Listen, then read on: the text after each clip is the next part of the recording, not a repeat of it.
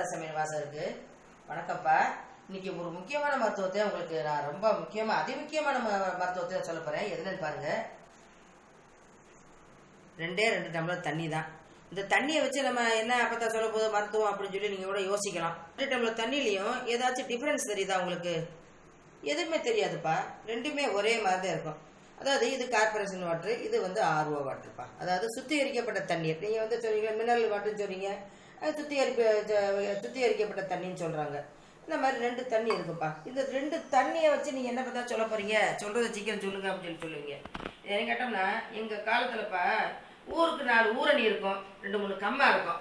நல்ல தண்ணி ஊரணின்னு தனியாக வச்சிருப்பாங்க, குளிக்கிறதுக்கு தனியாக வச்சிருப்பாங்க, ஆடு மாடு குடிக்கிறதுக்கு ஒரு தனியாக கம்மா இருக்கும். இப்போ நல்ல தண்ணியை ஊரணியில் போய் நாங்கள் தண்ணியை மோந்து வருவோம். எல்லா பெண்களும் காலையில் இருந்துச்சுன்னு வச்சுவாங்க, 2 ரெட்டை பானை கொண்டு போவாங்க, தலையில் ஒன்று இடுப்பில் ஒன்று கொண்டு வருவாங்க. அந்த தண்ணி வந்து கிட்டத்தட்ட ஒரு லைட்டாக செங்கமண் பொடி கலரில் இருக்கும்ப்பா.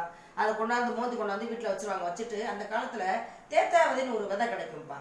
அதை வச்சு என்ன செய்வோம், அந்த தண்ணிக்கிற கூட தேய்ன்னு ஒரு 10 நிமிஷம் சுற்றுவோம். கையை வச்சு உள்ளுக்கு வந்து அந்த பானையின் அடிப்பாகத்தில் வந்து சுற்றிட்டு என்ன செய்வோம், வண்டு கட்டி வச்சிருவோம். ஒரு அரை மணி நேரத்துக்கு அது பாட்டு இருக்கும். செத்த நேரம் கழிச்சு சொன்னோம்னா ஒரு அரை மணி நேரத்துக்கு பார்த்தோம்னா அது தண்ணி தெளிஞ்சு அந்த தண்ணியில் இருக்க அந்த செம்மண் இதெல்லாம் கீழே மாறி இருக்கும், கீழே இருக்கும். அப்போ மேலே வந்து தெளிவான தண்ணி இருக்கும். அந்த தண்ணியை நாங்கள் குடித்தோம். ஏன் இதுக்கு சொல்கிறோம்னா, அந்த காலத்தில் அந்த தண்ணியில் வந்து அதாவது தாது நிறைய இருந்துச்சுப்பா. தாது சத்துகளும் உப்பு சத்துகளும் நிறைய இருந்துச்சு.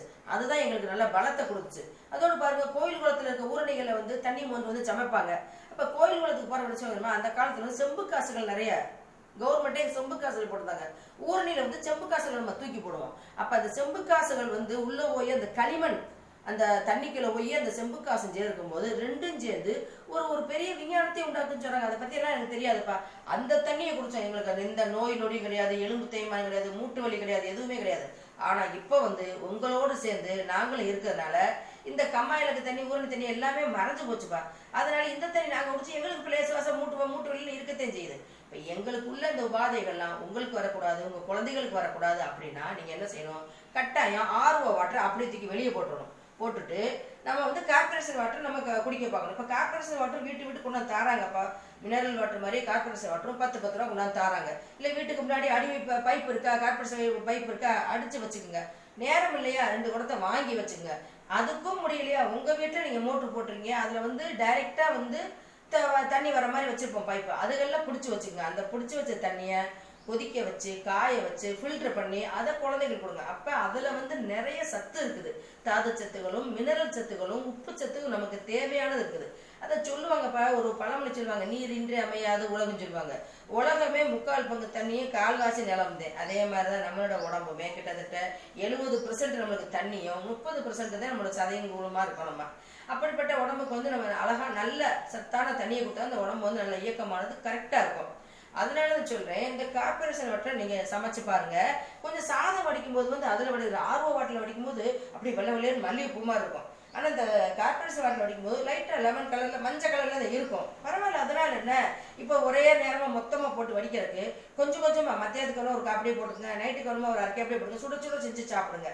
இப்போ அதனால அந்த மாதிரி நீங்க சாப்பிட்டீங்கன்னா இந்த தண்ணியை நீங்க கொடுக்கும்போது குழந்தைகளுக்கு வந்து எலும்பு தேய்மானங்கள் இருக்காதுப்பா. கட்டாயம் இருக்கவே இருக்காது. நான் உறுதிப்பட சொல்றேன், 100% உத்தரவாதமா நான் சொல்றேன், கார்பரேஷன் வாட்டர் குடிக்கிறதுனால. அதனாலதான் ஆரம்பத்திலிருந்தே குழந்தைகளுக்கு இப்போ முதல்ல நம்ம குடிச்சிருப்போம், இப்போ ஆர்ஓ வாட்டர் குடிச்சு பழகிட்டோம். இப்போ அதுல இருந்து வெளியே வர்றது ரொம்ப கஷ்டம்தான். ஆனா இப்போ என்ன கேட்டோம்னாப்பா, இப்போ கேள்வின்னு கேட்டோம்னா இப்போ யூடியூபே பொங்கி வலியுதுப்பா. ஒரு கேள்வி கேட்டா 1,00,000 கேள்வி வருது.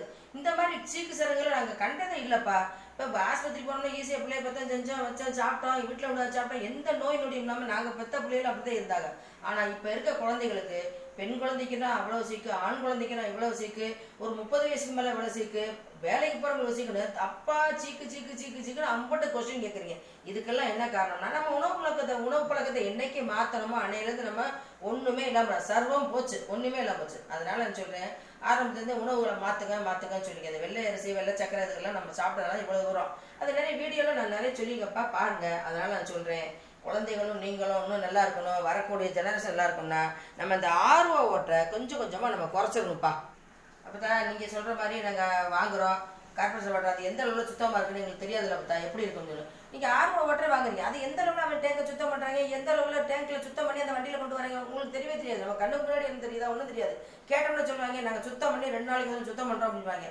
நம்ம பார்க்க போகிறது கிடையாதுப்பா. அதனால தான் சொல்கிறேன், நம்ம கண்ணுக்கு முன்னாடி கிடைக்கிற ஒரு தண்ணியை வாங்கி, கார்பரேஷன் தண்ணியை வாங்கி நம்மளே வீட்டில் சுத்தமான குடத்துல அதை ஃபில்ட்ரு பண்ணி கொதிக்க வச்சு ஆற வச்சு குடிங்க. அது நம்ம சுகாதாரமாக நம்மளே செஞ்சுக்குவோமே. இந்த மாதிரி செஞ்சு பாருங்கப்பா, செஞ்சு அதையே குடிங்க. ஆர்வம் வாட்டர்ந்து வெளியே வந்துருங்க. உணவுக்கு பிறகு அடுத்தது சொல்கிறது அடுத்த பாயிண்ட் இதுதான். அதே மாதிரி இதை நான் சொன்னது மாதிரி நீங்கள் செஞ்சுருங்க. மற்றவங்களுக்கு இதே விஷயத்த ஷேர் பண்ணுங்கள். நல்ல விஷயங்கள் 4 பேருக்கு போய் சேரணும். ஷேர் பண்ணிடுங்க. மறக்காமல் என்னோடய சேனலுக்கு சப்ஸ்கிரைப் பண்ணிடுங்க. நன்றி, வணக்கம்ப்பா.